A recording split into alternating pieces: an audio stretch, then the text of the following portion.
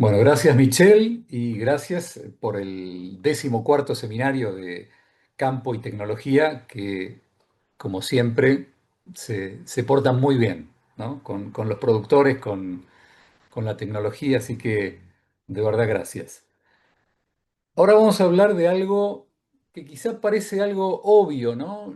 Yo siempre comento que sucede una sensación de obviedad, como la gente dice, bueno, pero de lo que vas a hablar que tiene que ver con el suelo, tiene que ver con la producción. Digo, ¿qué más uno puede aprender? No hay más. El suelo es suelo, la planta es planta, la vaca es una vaca y nada más. Y sin embargo, hay muchas cosas que justamente por dejarlas como si fueran obvias es lo más difícil de ver a veces, ¿no?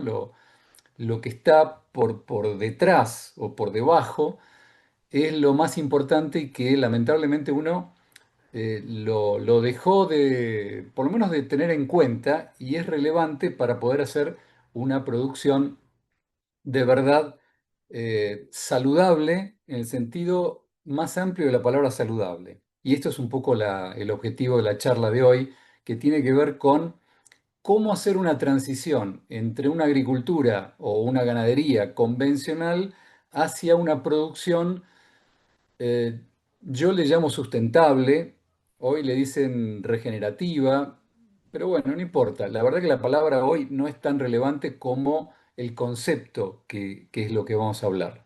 Entonces, la idea es tener herramientas nuevas, o por lo menos nuevas para nosotros, no nuevas para la naturaleza, sino para nosotros, de cómo entender qué es lo que estamos haciendo mal para no volver a hacerlo, para no repetirlo, y cómo hacer las cosas de una manera que de verdad nos lleven a la sustentabilidad. Quiere decir que cuando uno produce, después de que terminó de producir, el ecosistema se mantiene igual que antes. Porque, ¿qué es lo que pasa? Los ecosistemas se han destruido gracias a hacer agricultura y ganadería. Sí, yo sé que suena fuerte esto lo que estoy diciendo, pero van a escuchar varias cosas raras de mi boca. Entonces, vamos a tratar de ver, de partir desde el Big Bang en adelante para poder entender qué es lo que uno debería hacer en este proceso de transición hacia una agricultura o una ganadería mucho más amigable con nosotros mismos, ¿no? Pareciera como que es amigable con el medio ambiente, como si el medio ambiente fuera una cosa externa a nosotros, y no es así. Nosotros somos parte del medio ambiente. O sea, si el medio ambiente se cae como un piano, nosotros estamos adentro. Es como el Titanic. Se murieron todos, los que estaban en primera clase y en la cuarta clase también. Entonces, esta es un poco la idea. Así que vamos a partir de la base principal, que es qué es la naturaleza, cómo funciona, cómo la naturaleza hace que todo funcione y el principal elemento es el equilibrio. Esta palabra que la voy a repetir una y otra vez, equilibrio. Y equilibrio lo logra la naturaleza, no sé el barba cómo lo hará, pero lo que sí sabemos es que se logra gracias a que hay biodiversidad. Este es el principio básico. Yo sé que parece una obviedad, pero no es una obviedad, lamentablemente no es una obviedad. ¿Tá?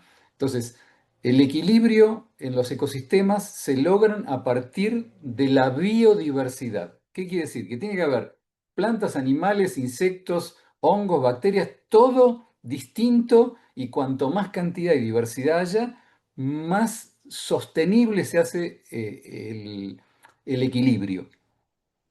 ¿Sí? Pareciera que no dije nada nuevo. Sin embargo, ¿qué es lo que nosotros hacemos cuando rompemos ese equilibrio a partir de hacer agricultura o ganadería? Porque definitivamente si el sistema estaba en equilibrio con miles de especies que estaban interactuando y nosotros eliminamos, decidimos, como si fuéramos Dios, jugamos a ser Dios, eliminamos todo eso y decidimos poner una sola especie o dos en un ecosistema donde habían miles. ¿Qué es lo que pasa? Obviamente que eso no puede sostenerse en el tiempo. Eso es imposible de que se sostenga en el tiempo. Entonces, más vale que hagamos vamos a decir, que usemos herramientas que sostengan eso, porque si no, nos caemos nosotros con el mismo, la misma producción, nos va a generar a largo plazo una destrucción, que es lo que está pasando. Se calcula más o menos que hay 1.500 millones de hectáreas degradadas. 1.500 millones de hectáreas degradadas en el planeta Tierra. Y eso es solamente por haber hecho agricultura y ganadería, sobre todo por la manera que lo hacemos. O sea, ya el hecho de hacer agricultura y ganadería ya es degradativo. Y si encima nosotros lo hacemos mal, peor todavía. Entonces, por eso quizá lo interesante aquí es empezar a entender qué es lo que está pasando, qué es lo que estamos destruyendo, y ahí viene la parte más interesante, ¿no? Que es lo que no se ve, la parte microscópica. Es como si nosotros de repente pudiéramos ver lo que estamos haciendo sin, sin verlo. Yo voy a tratar de transmitirles de una manera lo más gráfica posible qué es lo que estamos realmente destruyendo. Cuando hablamos de degradación de un suelo, básicamente, no solamente, pero básicamente lo que estamos haciendo es desequilibrar, como mínimo, desequilibrar toda la parte microbiológica. Eso es lo mínimo que estamos haciendo, desequilibrando la parte microbiológica. O sea, haciendo que haya muchos microorganismos de un tipo y pocos de otro, o directamente eliminando a una gran cantidad de microorganismos. Eso es lo que estamos haciendo cuando hablamos de degradación. ¿Por qué? Y porque los microorganismos son la base fundamental para que todo suceda. El suelo, escuchen esto, el suelo se forma gracias a los microorganismos. Antes de los microorganismos no había suelo, había solo roca mineral. O sea, los microorganismos fueron los que transformaron eso. ¿A partir de qué? A partir de que se desarrolló una planta que justamente en esa relación planta-mineral-microorganismo es como finalmente se construye el suelo. El suelo desde el punto de vista agropecuario es construido a partir de esta comunión entre minerales, microorganismos y plantas. O sea, los tres son esenciales para que esto suceda. Si no hay plantas, obviamente no hay microorganismos y no hay suelo. Si no hay suelo, no hay plantas. Si no hay microorganismo, no hay ni suelo ni planta. O sea, esto es un combo que viene todo junto, no se puede separar. Para que ustedes simplemente tengan una rápida idea de cuáles son los microorganismos, o mejor dicho, las funciones que cumplen esos microorganismos para que esto suceda, son muchas. Entre ellas tenemos microorganismos que generan en la planta la posibilidad de que se emitan las raicillas, los pelos absorbentes. O sea, si no estuvieran los microorganismos, esos pelos absorbentes no se desarrollarían. Fíjense hasta dónde llega la cosa, ¿no? Hay microorganismos que promueven el crecimiento a partir de la generación de hormonas. Hay microorganismos que fabrican hormonas para la planta, directamente para la planta. Después hay microorganismos que eh, em, degradan la celulosa. ¿Qué quiere decir que degradan la celulosa?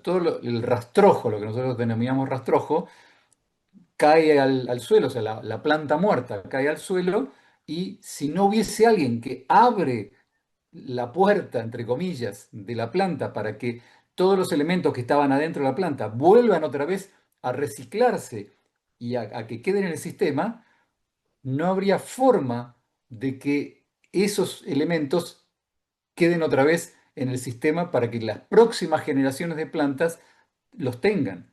O sea, uno se lleva durante un lapso, el lapso de vida, se llevan los nutrientes y después los tiene que devolver. A nosotros nos pasa lo mismo, cuando nos morimos tenemos que devolver los nutrientes que nos llevamos durante toda la vida. Bueno, los microorganismos celulolíticos abren la puerta para que todo eso vuelva a estar disponible. Después hay microorganismos ligninolíticos que degradan la lignina, que es la base fundamental para generar humus. Después hay microorganismos que mineralizan, o sea, ¿qué hacen? A la materia orgánica la rompen también en pedacitos y los minerales que estaban contenidos dentro de la materia orgánica ahora quedan disponibles para las plantas. Es parte de lo que comen las plantas. Los minerales que estaban dentro de la materia orgánica. ¿Mm? O sea, la materia orgánica, si bien es energía, pero no es solo energía, es energía y minerales. Esos minerales tienen que volver y para ello hay microorganismos que los separan de la parte energética y finalmente quedan disponibles para las plantas. Después hay microorganismos que tienen la capacidad de proteolizar, o sea, romper proteínas para que aminoácidos queden disponibles también para el sistema. Hay microorganismos que eh, fijan el nitrógeno. Fijan el nitrógeno. ¿Qué quiere decir? Que toman el nitrógeno gaseoso, que es el único nitrógeno en definitiva que está dando vuelta por todo el planeta y que es el nitrógeno que todos tenemos nitrógeno del gas nitrógeno que está en el aire. ¿Tá? El aire que nosotros respiramos está lleno de nitrógeno. El 80% del aire, casi el 80%, es nitrógeno. ¿Tá? Entonces nosotros estamos respirando nitrógeno. El sistema funciona gracias a ese nitrógeno. Cuando nosotros nos referimos al nitrógeno y usamos, no sé, fertilizantes nitrogenados, en realidad todo el nitrógeno proviene de ahí. Después ese nitrógeno se transforma en planta y finalmente queda dentro de la planta, pero el nitrógeno original viene de ahí. Y el nitrógeno que está en el suelo, ¿dónde está ese nitrógeno gaseoso? En los poros del suelo. Por ende, el suelo tiene que tener poros. Si no tiene poros, no hay nitrógeno tampoco. Entonces, ese nitrógeno es fijado, es transformado de alguna manera, tomado por algunas bacterias específicas que toman ese nitrógeno, lo transforman en moléculas que la planta puede tomar y finalmente ese nitrógeno termina en la planta. Pero tiene que haber una transformación porque el nitrógeno gaseoso no le sirve a la planta así como viene. Tiene que ser transformado y por eso existen estas bacterias capaces de hacer esa transformación. Así, imagínense la importancia que tienen esas bacterias que hacen esa transformación. Después hay microorganismos que lo que hacen es, ¿cómo se dice? No me sale la palabra. Ayudan o activan ciertos sistemas de defensas que tienen las plantas que se activan a partir de esta interacción. O sea, el microorganismo le inyecta una sustancia y la planta activa ese sistema de defensa. Entonces, son importantes también que estén estos microorganismos.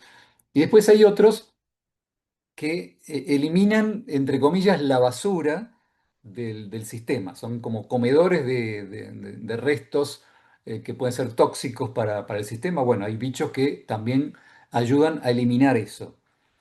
En definitiva, todo esto es lo que uno tiene que tener permanentemente activo dentro de nuestro sistema. Si estos bichos no están, es imposible producir ni carne, ni leche, ni nada. Es imposible, porque no existirían las plantas. Si no existen las plantas, no existe la vida en el planeta. Así que más vale que de ahora en más los tengan en cuenta. Pobrecito, nadie los tiene en cuenta. Y por supuesto hay muchos más. O sea, yo les comenté los 10 o 11 principales, pero hay millones de microorganismos que hacen funciones diferentes. Entonces, esto es como el cuerpo humano. Tiene que tener los riñones, tiene que tener, sí, tiene que tener dos riñones, tiene que tener un hígado, tiene que tener dos pulmones, tiene que tener un corazón. O sea, todo eso tiene que estar para que el organismo esté equilibrado y además tiene que estar funcionando bien. No solamente estar todos los órganos, sino además estar funcionando bien. Bueno, a esto se le llama salud del suelo. Que estén todos los bichos que de alguna manera construyen este suelo y ponen disponibles los nutrientes.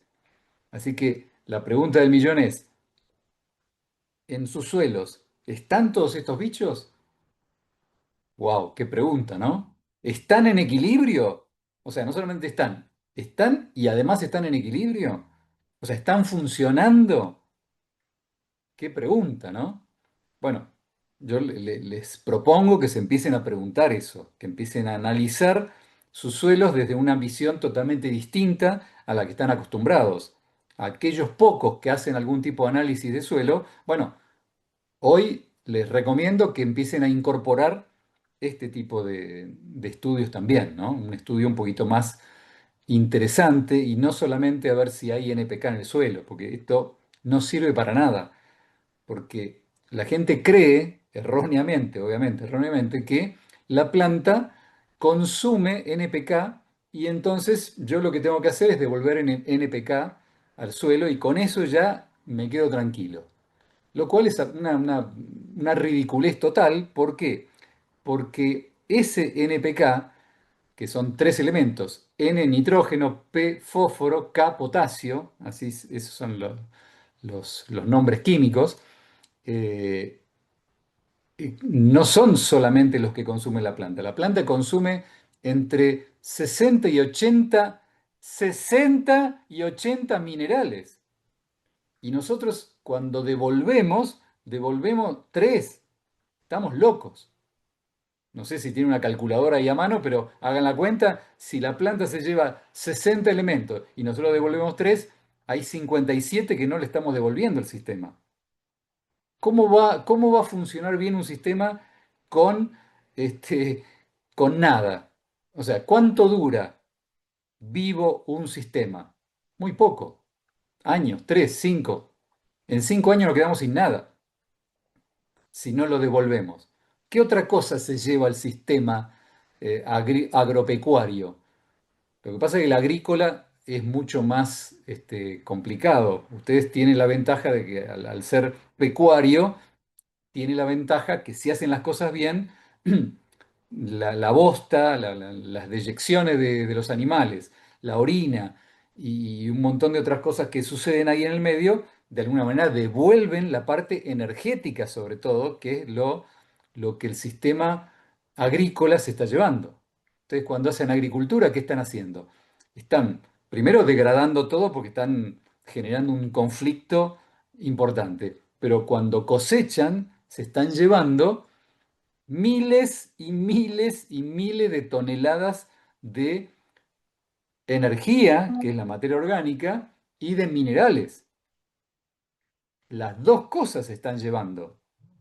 No se están llevando solamente NPK, se están llevando 60, 70 minerales y se están llevando energía, pero en cantidades exorbitantes. ¿Y ustedes cómo creen que el sistema puede funcionar sin energía y sin minerales? ¿Cuánto dura? No dura nada. Al principio lo pueden hacer, pareciera como que está todo bien, pero llega un momento en el cual matemáticamente los números no dan. ¿Mm? Ese nitrógeno, vamos a hablar un poquito también del nitrógeno, pero bueno, yo creo que con esta introducción, después vamos a pasar a una parte un poquito más profunda, pero yo creo que con esta introducción se entiende que hay que tener un poquito más de cosas en cuenta de las que habitualmente uno tiene. Hay más elementos a tener en cuenta y lo que vamos a charlar en la segunda parte de esta reunión es, bueno, darle un poquito más de números a la cosa, ver cuáles son las herramientas específicas para poder diagnosticar adecuadamente y para poder monitorear adecuadamente para que no se nos escape la tortuga. Así que en esta segunda parte vamos a hablar más ya no tanto de la teoría más profunda, sino ya un poco más bajado a tierra, literalmente hablando, como para que ustedes se lleven herramientas concretas, que no quede tanto en la abstracción, ¿no? Bien, entonces vamos a ir un poquito más en profundidad en algunos temas que tienen que ver con mediciones, o sea, datos un poco más duros que nos van a ayudar a entender qué es lo que está pasando en el momento y no llegar a un problema que se pudo haber evitado. Esta es un poco la idea, ¿no? Entonces, a ver, voy a decir rápidamente cuáles son las causas por las cuales uno eh, tiene los problemas que tiene, sin darse cuenta. Obviamente nadie hace las cosas a propósito para que le vaya mal, o para dañar el medio ambiente, o para... nadie hace eso. Lo que sí tenemos que entender es que hay cuatro o cinco, diría, cosas que hacemos habitualmente los productores y los técnicos que habría que tener mucho cuidado en algunas cosas no hacerlas y en otras hacerlas de una manera diferente. Entonces, como habíamos dicho antes, la primera causa, diría, de los problemas que hoy tenemos están radicados en eliminar la biodiversidad. ¿Sí? ¿Se acuerdan lo primero que dije? La biodiversidad es lo que lleva al equilibrio. Bueno, si nosotros sembramos una pastura, por ejemplo, de alfalfa, por decir una cosa, bueno, si nosotros hacemos una pastura con una sola especie, en este caso alfalfa o lo que sea, no importa, vicia, no sé, avena, lo que sea, lo que estamos haciendo es generando un disturbio enorme, enorme, porque estamos eliminando la biodiversidad. ¿Eso qué hace? Primero entendamos lo siguiente, dos plantas iguales van a competir por lo mismo.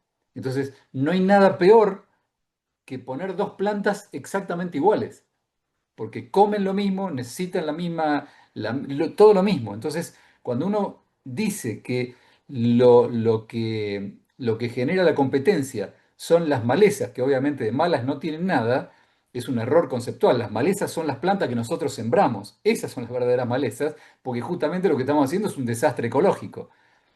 ¿Tá? Entonces, justamente, si ustedes miran la naturaleza, por algún motivo, ¿tá? Que yo no voy a ponerme a discutir ahora, pero por algún motivo, las plantas son diversas. Y si son diversas y están funcionando perfectamente bien una al lado de la otra, quiere decir que no compiten. Por el contrario, son sinérgicas. Lo que pasa es que nos han hecho creer que eso es un problema y que es competencia, y la verdad que de competencia no tiene nada. La competencia real es cuando vos ponés dos plantas iguales. Entonces, cuando nosotros hacemos una siembra para una pastura, para que se mantenga realmente bien en el tiempo, y la mejor propuesta es hacer una consociación. Cuanto más cantidad de especies juntas tengamos, mejor. Si tenemos 10 mejor que 5 y 10 y 15 mejor que 10. O sea, cuanto más cantidad y diversidad de plantas podamos tener al mismo tiempo, todo va a funcionar mucho mejor. La famosa biodiversidad y el famoso equilibrio. Eso va a traer un montón de ventajas en todos los aspectos. Va a haber microorganismos diferentes, insectos diferentes, sustancias diferentes, porque cada planta genera una sustancia distinta y entonces son interdependientes. ¿Mm? Entonces, de esa manera ustedes no van a necesitar fertilizar porque justamente una le da a la otra lo que necesita y viceversa. Así funciona la naturaleza. Es cooperativa, no es competitiva la naturaleza. Pero bueno, entonces, la segunda causa, de alguna manera, del desequilibrio tiene que ver con el uso de los fertilizantes. Los fertilizantes, la gente cree, estoy hablando de los fertilizantes de síntesis química del tipo NPK, específicamente, ¿no? Ese tipo de fertilizantes son tóxicos. La gente no sabe que son tóxicos, pero son tóxicos. Por ejemplo, una urea contiene cadmio y plomo. ¿Tá? Si eso no es toxicidad, entre otras cosas, además genera un montón de conflictos. Porque ¿cuál es el problema? Como nosotros no sabemos cuánto hay que fertilizar, porque acá viene, este es un punto crítico, que vamos a hablar en unos minutos. Porque la pregunta es, ¿nosotros en base a qué fertilizamos? En general, el productor fertiliza porque, no sé, alguna vez supo que le dijeron que había que poner, no sé, 100 kilos de urea por hectárea.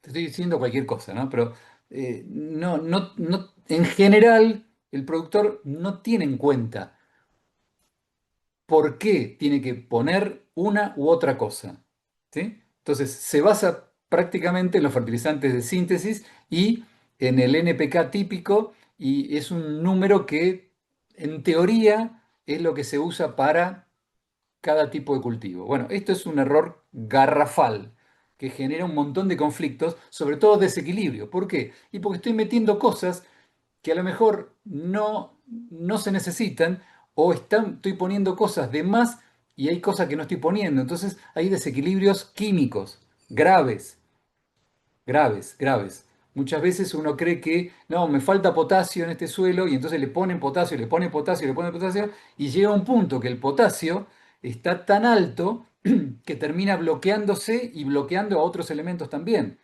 Entonces, no es una cuestión de solo cantidad, sino proporción. Tiene que haber una proporción entre todos los elementos. No es cualquier cosa de cualquier manera. Si la proporción está mal, por más que la cantidad esté bien, si la proporción entre calcio y magnesio, potasio y sodio están mal, los elementos no están disponibles. Entonces, no es cualquier cosa de cualquier manera. Y si uno lo repite una y otra vez, esto termina haciendo un desastre químico, biológico, físico y todo lo demás. Así que el uso indiscriminado de fertilizantes del tipo NPK, yo no lo recomiendo. Y ustedes me dirán, ¿y pero ¿y cómo hago entonces para que el nitrógeno llegue a la planta? Es muy simple. El nitrógeno es gratis, está lleno de nitrógeno, como le decía en la primera parte. Lleno de nitrógeno el sistema. Lo que pasa es que está mal empleado, mal aprovechado. No está aprovechado en realidad. El nitrógeno, lo que uno tiene que hacer es lograr que tenga poros el suelo. ¿Para qué? Para que ese nitrógeno que esté en el suelo finalmente se transforme con las bacterias, que también tienen que estar, las bacterias presentes, tiene que estar la condición ideal para que las bacterias puedan hacer esa transformación. Y entonces finalmente, si todo está en su punto justo, finalmente ese nitrógeno le va a llegar a la planta. Si hay materia orgánica, también hay nitrógeno. ¿Por qué? Porque la materia orgánica contiene una enorme cantidad de nitrógeno. Para que se den una idea, un punto porcentual de materia orgánica tiene más o menos entre 1000 y 1500 kilos de nitrógeno por hectárea. Un punto porcentual. O sea, que en vez de tener 2% de materia orgánica, tengo 3, me aumentó 1500 kilos de nitrógeno, que son como 3000 kilos de urea, más o menos, en una hectárea. Entonces, el nitrógeno está en la materia orgánica y en los poros del suelo. Nada más. No hace falta agregar nitrógeno si tenemos todo eso bien. Lo que pasa es que hay que hacer un cálculo en función de lo que uno extrae. Es matemática la cuestión.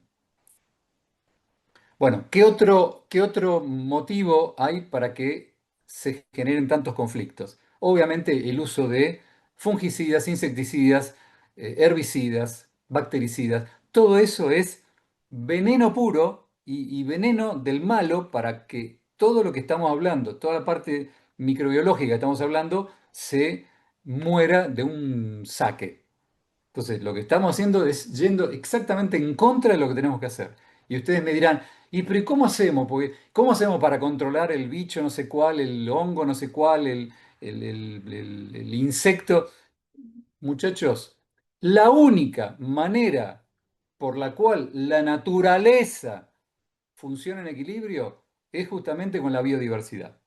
Entonces, en cuanto nosotros rompimos esa biodiversidad, las plantas entran en estrés, ¿tá? Y ese estrés termina en una enfermedad. O sea, termina generando una fungosis, termina generando una plaga de insectos, pero el motivo es el desequilibrio que estamos generando nosotros mismos con todas las malas praxis que hacemos. Somos nosotros los generadores de eso. No es la naturaleza que un día viene una plaga de insectos y se ensañó con nuestro cultivo. No es así, muchachos. No es así. Entonces, toda nuestra energía, nuestro foco, tiene que estar en mantener el equilibrio en el sistema. Si nosotros mantenemos el equilibrio en el sistema, les juro por Dios y por la Virgen de que no van a tener ninguna plaga de insectos y ninguna fungosis. Así de simple. Es así de simple. ¿Y se puede monitorear esto con antelación? Sí, es lo que les vamos a transmitir como enseñanza. Entonces, vamos a hacer un calculito muy rápido y después les voy a dar las herramientas para poder medir. Un cálculo muy simple. Si ustedes tienen una pastura, ¿sí? Que la cortan para hacer rollos, para hacer fardos, no sé, para lo que sea, ¿no? Imaginémonos que están sacando del sistema 20.000 kilos por hectárea de pasto. 20.000 kilos por hectárea. Cualquier número, no importa el número. Yo puse 20.000 simplemente para hacer una cuenta que matemáticamente sea fácil de entender, ¿no? Yo saco, hago rollos y para que ustedes tengan noción, más o menos se calcula que el 15% de ese pasto que ustedes cortaron y se llevaron, el 15% corresponde a material orgánico, o sea, materia orgánica, energía, que también contiene nitrógeno, fósforo, azufre, tiene un montón de minerales también. Pero la materia orgánica es el 15% más o menos de un pasto. No sé, el 3, 4, 5% de ese pasto que sacaron corresponde más o menos a minerales, solo minerales, que está extrayendo cuando uno cosecha. El resto es agua. ¿Está? Entonces, haciendo un número, pensando en 20.000 kilos de pasto que yo me estoy sacando, forraje que me estoy sacando del sistema, más o menos, de esos 20.000 kilos de pasto, 3.000 kilos corresponden a materia orgánica. 3.000 kilos. O sea, en una hectárea yo me estoy llevando 3.000 kilos de materia orgánica, la estoy robando y la estoy llevando para otro lado. Que la tengo que devolver de alguna manera porque si yo no devuelvo, son 3.000 kilos de energía que se están llevando del sistema. Ojo, muchachos, si no vuelve, se perdió. Hay otras formas que tiene la naturaleza de devolver, pero les aseguro que 3.000 kilos se los están llevando. Y más o menos, de los 20.000 kilos de forraje que sacan, 1.000 kilos son minerales. Más o menos. Son números redondos, ¿no? No son números exactos. Para que ustedes tengan idea de magnitud. 1.000 kilos de minerales por hectárea. O sea que teóricamente ustedes tendrían que devolver 1.000 kilos de minerales cada vez que se lo llevan. Porque si se lo llevan y no lo devuelven, un día se van a quedar sin ellos. O sea, la naturaleza, al hacer agricultura, no es tan rápida para poder generar nuevamente esos minerales y esa materia orgánica.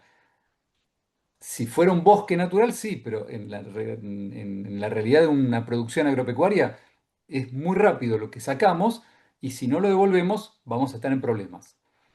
Entonces, si son 3.000 kilos de materia orgánica, más o menos eso corresponde a 150 kilos de nitrógeno que me estoy llevando.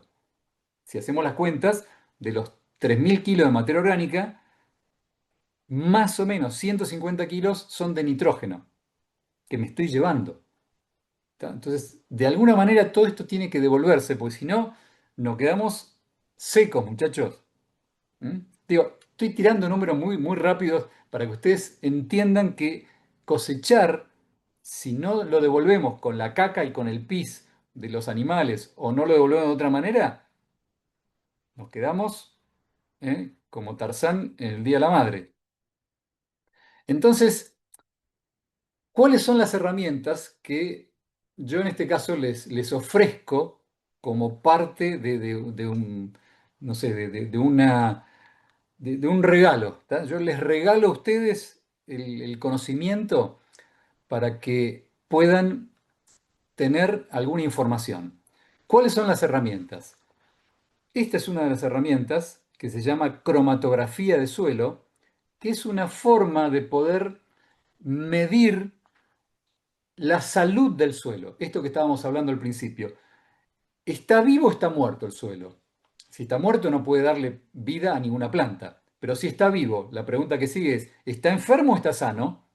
Bueno, esto nos da una idea de sanidad del suelo. Obviamente no vamos a entrar en cómo interpretarlo ahora, pero sepan que hay una herramienta buenísima y gratuita, porque esto no sale nada realmente, de poder entender qué es lo que está pasando en mi suelo, qué nivel de equilibrio, qué nivel de desequilibrio hay en el suelo.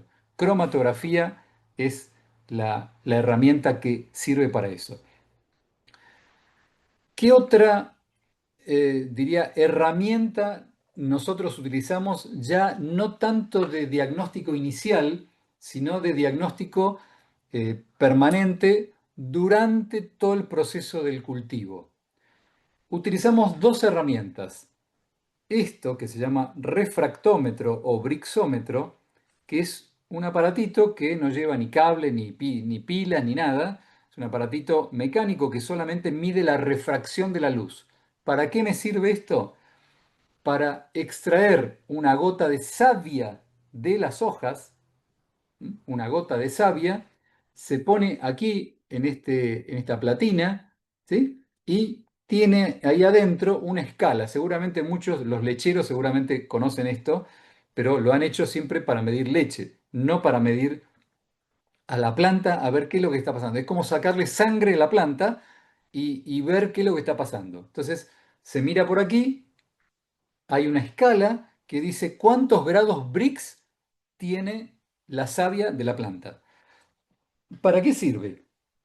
Sirve para poder entender cuánto está comiendo la planta y si está comiendo adecuadamente o no, y si está haciendo fotosíntesis en la cantidad correcta o no.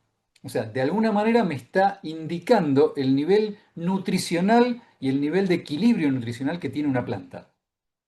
Con esto se puede medir incluso ¿qué elementos podrían llegar a estar faltando en la planta? Calcio, magnesio, potasio, boro, lo que sea.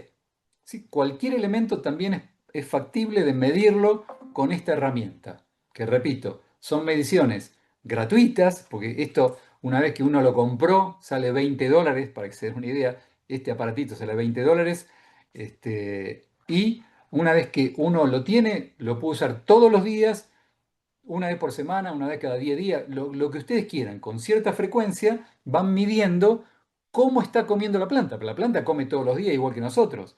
Entonces, si le falta algún elemento y eso se estira en el tiempo, bueno, en un momento va a aparecer un síntoma o un signo y nosotros vamos a atribuírselo al cambio climático, cualquier estupidez, porque vivimos diciendo estupideces, creyendo que el problema es la guerra de Ucrania y Rusia, cuando el problema es que estamos haciendo mal las cosas nosotros. Entonces, mientras que nosotros no entendamos que estamos haciendo mal las cosas, nos va a ir mal. Y después le vamos a achacar el problema, no, el problema del pulgón, no, los pulgones son asesinos que nos vienen y nos atacan. Muchachos, no hay ningún pulgón que venga y nos ataca, no hay ninguna roya que viene y nos ataca, eso es mentira. Eso es, nosotros hacemos mal las cosas y por eso se desarrolla una fungosis o una plaga de insectos o una bacteriosis o una nematosis o lo que sea. Así que no le echemos la culpa al otro, somos nosotros. Así que con estas herramientas, y perdón, y me olvidé de esta, estas son unas cintitas para medir pH. ¿Sí? Yo creo que más de uno de ustedes ha usado alguna vez una cinta. Hay distintos tipos de cintas para medir pH.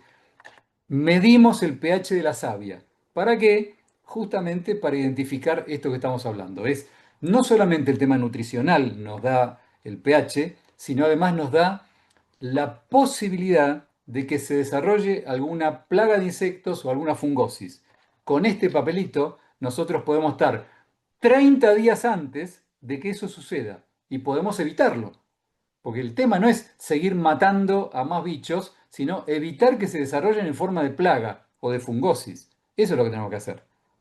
Quiere decir mantener el sistema en equilibrio. Con estos papelitos nosotros podemos identificar claramente qué es lo que está pasando con suficiente antelación como para tomar las riendas de la cosa y trabajar siempre de manera preventiva y no curativa, porque curativa les aseguro que es carísimo y es peligrosísimo, porque se pueden quedar sin cultivo. Así que creo que esto es básicamente lo que quería decirles.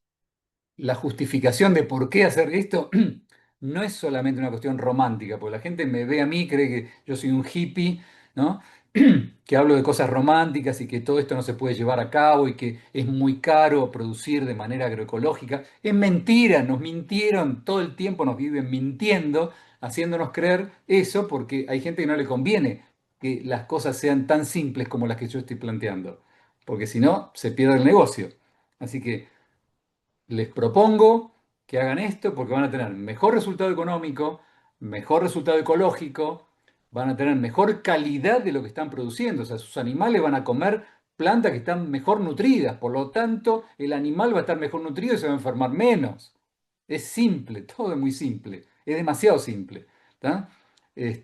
Van a tener un mejor suelo, con lo cual, si son propietarios del campo, van a tener más capital, porque lo que están haciendo, en general, los productores que hacen mal las cosas, es descapitalizándose.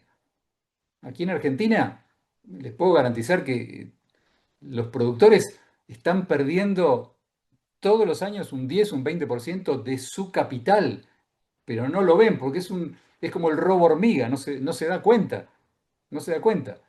Pero finalmente el número final les garantizo que es paupérrimo. O sea, a la gente cada día le cuesta más caro producir. ¿Por qué? Y porque cada vez tiene que usar más fertilizante, más insecticida, más fungicida, más herbicida. O sea, están entrando en un círculo vicioso que es exactamente todo lo contrario a lo que hay que hacer. Hay que deshacer ese círculo. Ahora, ¿se puede hacer de un día para el otro? No. No, hay todo un procedimiento para poder hacer esa transición. Por eso es un proceso, es un proceso. Yo me dedico a enseñar a productores y a técnicos a hacer ese proceso. Esa es básicamente mi tarea cotidiana, por lo cual disfruto enormemente, pero me estreso bastante porque este, la gente está muy lejos de todo esto y no le es fácil entenderlo, aunque es algo demasiado simple. Como decía el Principito, lo esencial es invisible a los ojos. Bueno, esto es básicamente esto. Así que ojalá les haya gustado, les haya servido. Obviamente que en media hora no podemos hacer maravillas, simplemente dejo planteado el tema, las preguntas que ustedes quieran, estoy para contestarlas.